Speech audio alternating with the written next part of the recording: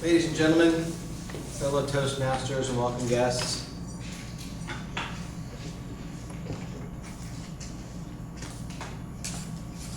When we think of domestic violence in America, we generally consider it to be a woman's issue. It's generally considered to be men as abusers, women as victims. So the federal government decided maybe we need to take a look at this. So they commissioned a study. That study was the National Intimate Partner and Sexual Violence Survey of 2010. It's 124 pages of information. I'm not going to read all 124 pages tonight. This is a brief summation of what that report is. The point of it is that men and women are equally violent. At the end of the day, 124 pages comes back and says, men are as violent as women are as violent as men. They do it in different ways, but at the end of the day, there's just as much violence towards one to the other. The commission that founded this report was the Department of Health and Human Services, the Centers for Disease Control, the National Center for Injury Prevention and Control, Division of Violence Prevention, and the National Institute for Justice, Department of Defense. Hardly a biased group. The goal of this was to have a very bipartisan, objective view of what's going on in society. The way in which the survey was done, they set up certain protocols. Because they knew they were going to be dealing with triggering issues like rape, sexual assault, sexual violence, sexual harassment, psychological harassment. What they did when they had their survey subjects come in was they ramped them into the interview process. So start off with basic questions. How's your health? What's your family health like? What do you do to maintain your health? Have you seen a doctor? And the goal of this was to create rapport with the subjects. Because once they could create rapport with the subjects, then they could get the subjects to be honest. And one of the biggest problems they have in surveys of this type is honesty. Mostly with the male victims. Because in American society, men have this habit of minimizing and ignoring whatever's a problem. So when they started asking questions, what they came up with were numbers that were really kind of shocking. 4.8% of men in America who have been victimized by sexual trauma have been made to penetrate. Now what does that mean, made to penetrate?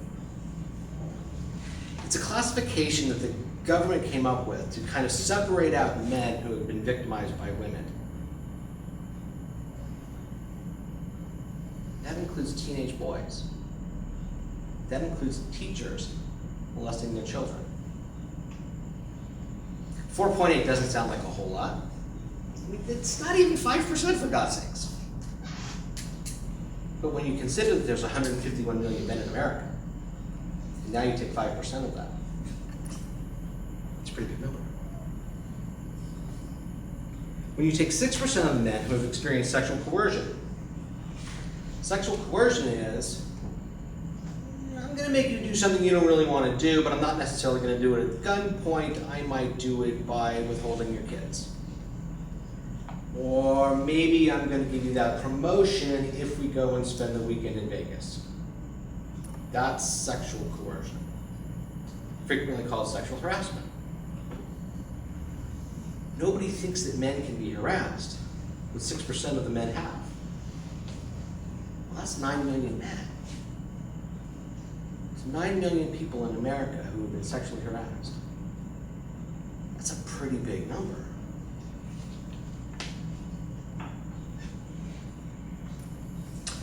Almost 12% of men have experienced unwanted sexual contact. What does that mean? All right. Is that the all on the football field slap in the ass? Probably not.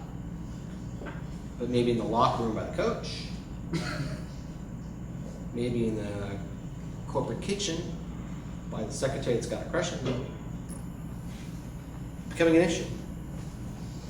When you take a look at all the men that have been victimized, who have been technically raped, who have been penetrated, 27.8% of them had their first experience when they were under 10. We don't want to talk about these issues. But the fact is, these issues are affecting many millions of men, and it starts really young. So what's the current state? Well, let's take a look at LA County. Los Angeles County has about 10 million people. So we've got approximately 5 million men, give or take a little bit. About 6% of them can expect to have some sort of sexual violence in their lifetime. That puts it about 890,000 men in LA County who can expect to be victimized. It's a pretty big population. You'd think a big county like Los Angeles would have a lot of services. There are 2 domestic violence shelters, one in San Fernando, one in Lancaster, that will accept men. That's pretty pathetic. That's the current state of male victimization in America, in Los Angeles County. That's one of the reasons why I do what I do. Because I'm talking about things nobody wants to talk about, because the populations are big, and nobody's hearing it. Madam Chair.